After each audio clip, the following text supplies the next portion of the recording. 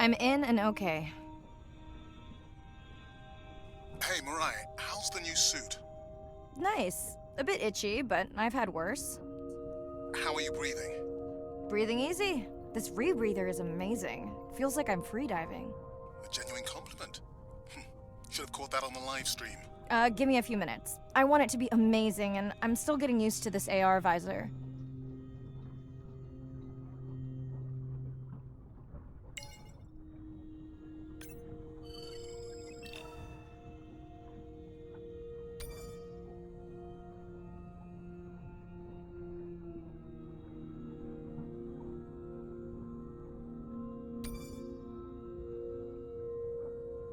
Done. How many scans before the AI is trained on a creature? It will vary. There are many factors that affect the confidence level of a match. So you don't know. Got it. Now point me to the buoy so I can try the hydrophones. I want to make sure all the tech is working before we stream. Irina, how you feeling? Haven't thrown up today. Well, it's still early. You gonna be okay with the live stream? I may let you do most of the talking. Once you reach the buoy, you can triangulate the sound of any animal. Clever. Thank you.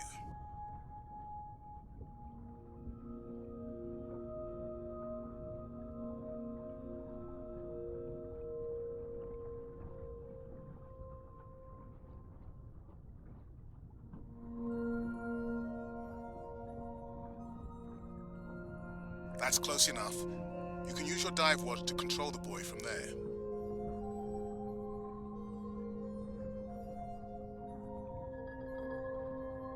Refresh me on the controls. Move the targeting circle around.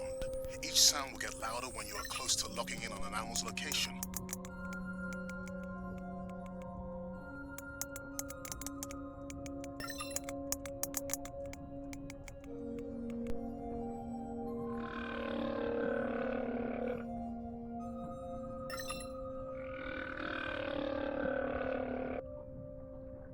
Mirai, if you're okay, I'm going to start the live stream. Let's roll. Welcome to the Ocean X live stream. I'm Dr. Mirай Soto, and I'll be your eyes and ears on this expedition. I'm joined today by two colleagues. Hello, I'm Andre. Hello, everyone. I'm Irina.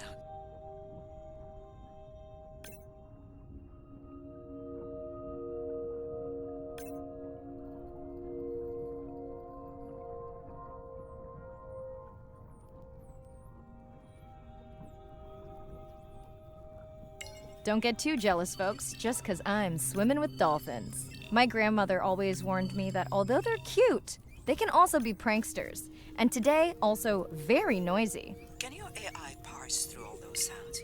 Not using this scanner, but I do have a new drone design that should be better at isolating the source of the sounds.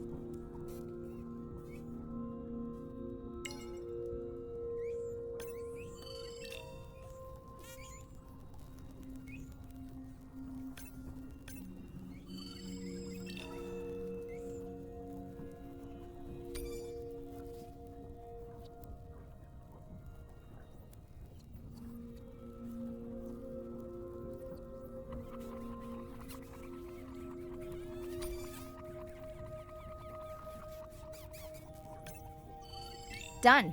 And maybe next time I can weigh in before on the number that we need to scan. As I mentioned, the confidence model is complex. You just want to find the whales. Guilty.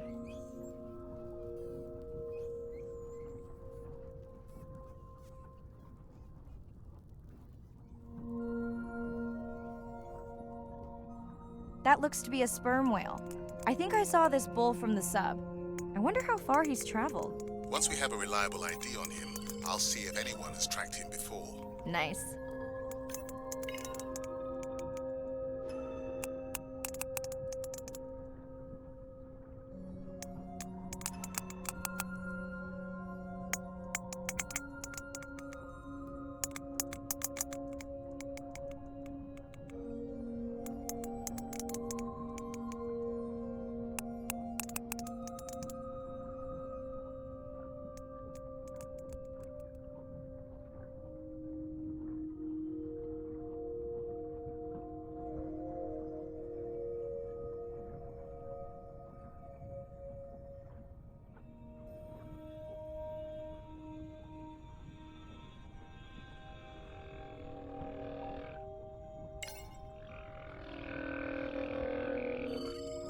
Looks like we've got our first singer. Fantastic. Hopefully on your next dive you can record his song to compare with other humpbacks in the area. Fun fact, in addition to being an engineering whiz, Andre is quite the musician. Are you still writing music? Not for years. Dry spell? More like raising teenagers. Hey Mirai, I'm seeing alerts on the South Buoy if you want to pull them down. Okay, let's see what mysteries this buoy unlocks.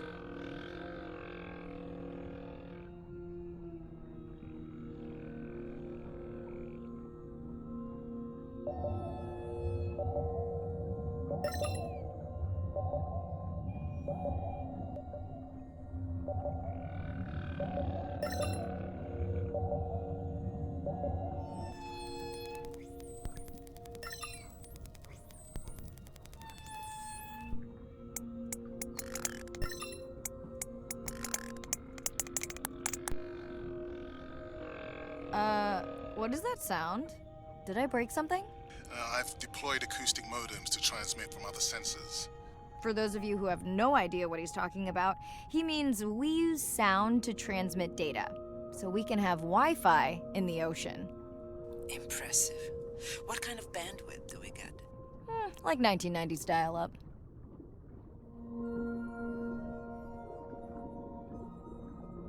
Fun alert. Looks like some young dolphins are having a play date.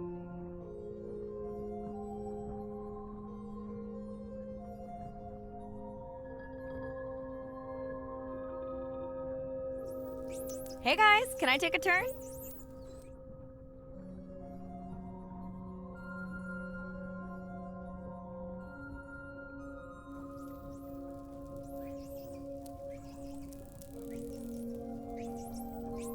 Well, you don't see that every day.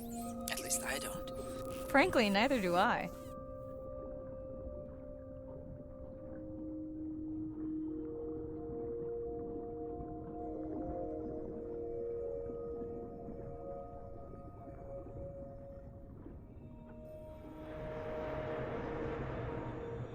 Ooh, company. Unbelievable. That sounds too close to be outside the research zone. One of the waypoints went down. Do you think that's related? Yeah, probably.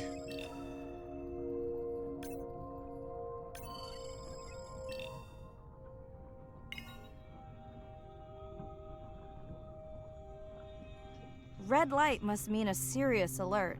Yeah, dead battery.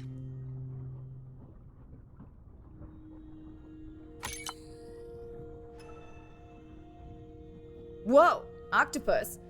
I think it went in that cave. I'd like to go in that cave. Let's be real. There's no way I'm not squeezing through here to follow that octopus. We'll definitely want to practice diver rescue at some point. Well, maybe. Mirai, please be careful.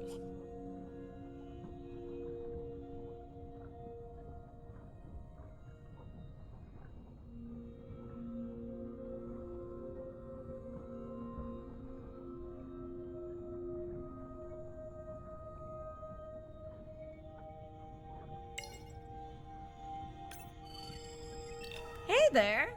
Sorry to spoil your hiding place.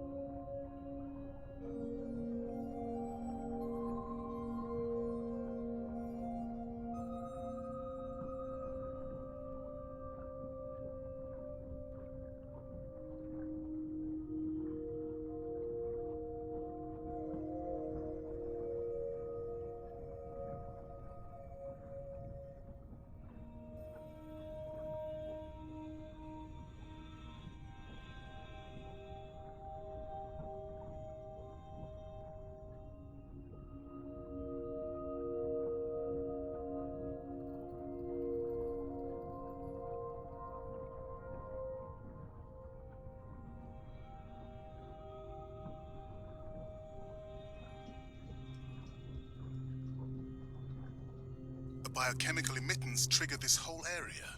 Because of me. Not because of me, but because I configured the sensors to detect stress in the coral population. Okay, let's find out what's causing that stress.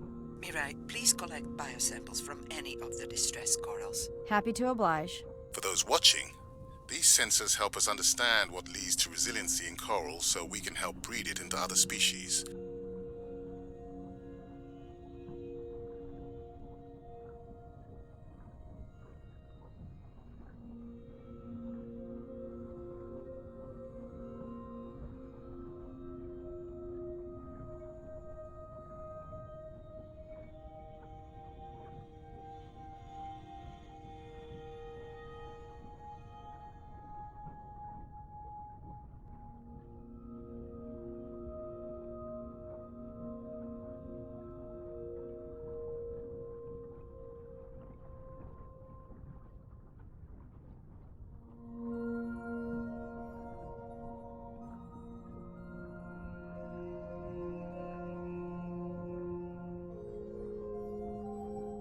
Done.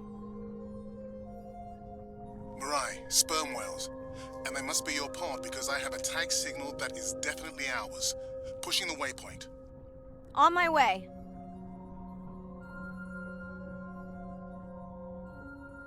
I'm hoping to reconnect with the sperm whale family, whom I have been tracking for years. I'm excited to check in on our mother-to-be.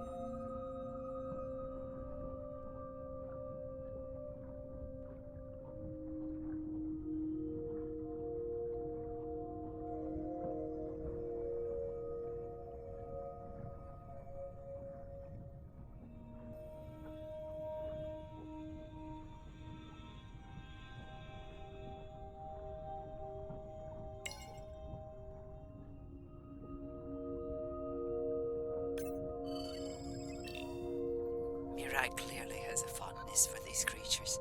She's fallen silent. Right. Let me finish scanning them all. I still don't see our pregnant mother.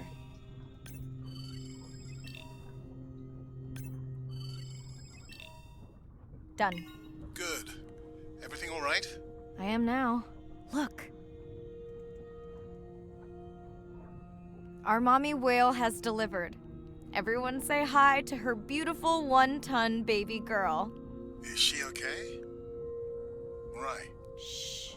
She's nursing. I just wish all of you could be here for 1 second. Amazing. That is the end of our stream. Like, share, comment. Remember, we need you. All of us down here.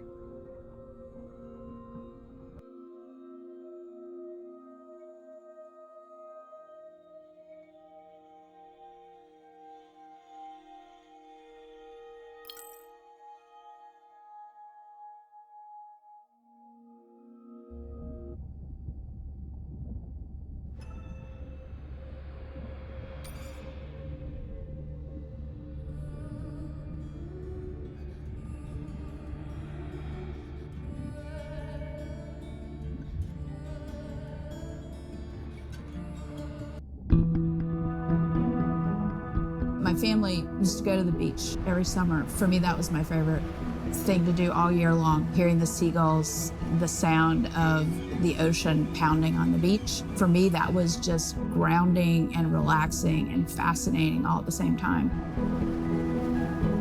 The physicality of the ocean is one of the things that, as a kid, attracted me the most. That thrill of just having that ocean energy push me along. You could just ride all day. There was no lift tickets, there was no fees to get into the ocean.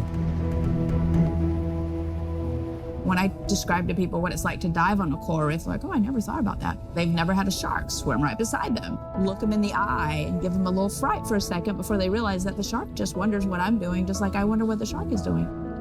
I started free diving. So when I think of diving, I really think of free diving. Like, this is what whales do, right? Take a big breath of air and they hold that oxygen inside their body.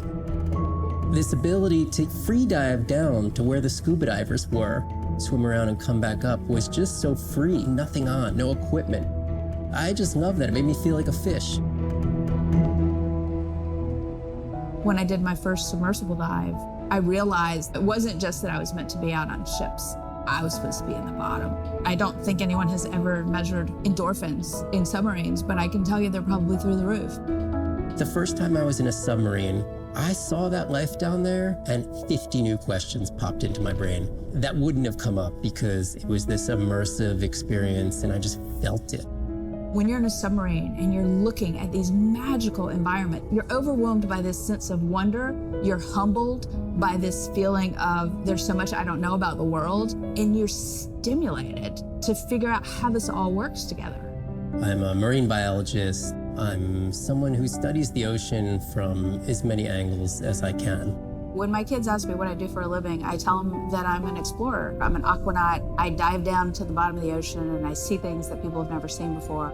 How lucky am I to be able to share this amazing habitat with the rest of the world?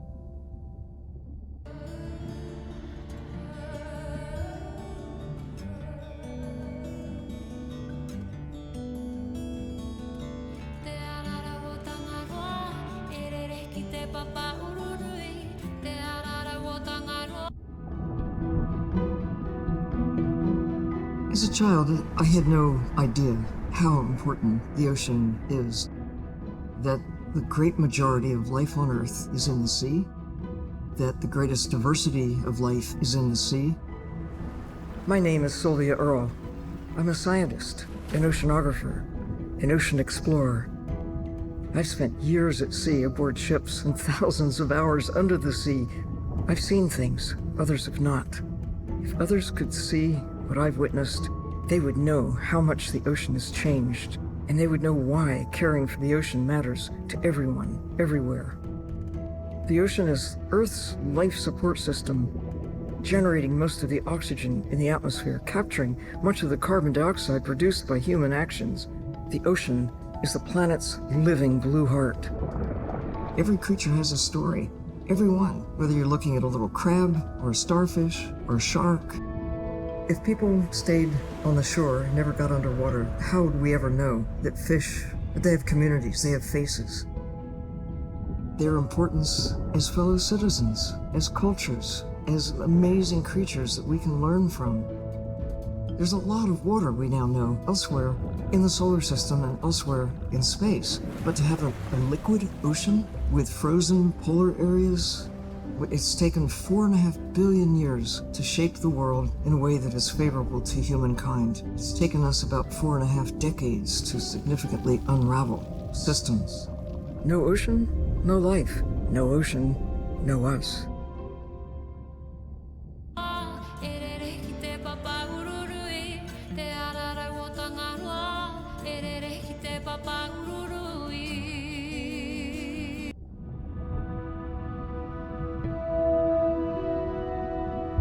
My name is Shane Garrow, and I'm the founder of the Dominica Sperm Whale Project. I've been following the lives of sperm whale families in the Caribbean Sea based off the beautiful nature island of Dominica. I've had the sort of greatest honor to spend thousands of hours in the company of the sperm whale families.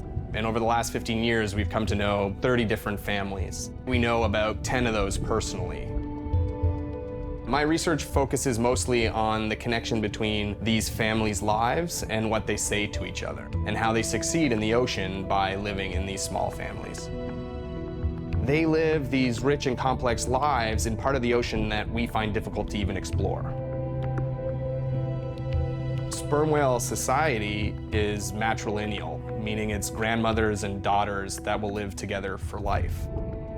The young males live in the family until they're about teenagers, and then they go on this sort of open ocean wander for about 15 to 20 years before they are breeding age. But females will stay together for life.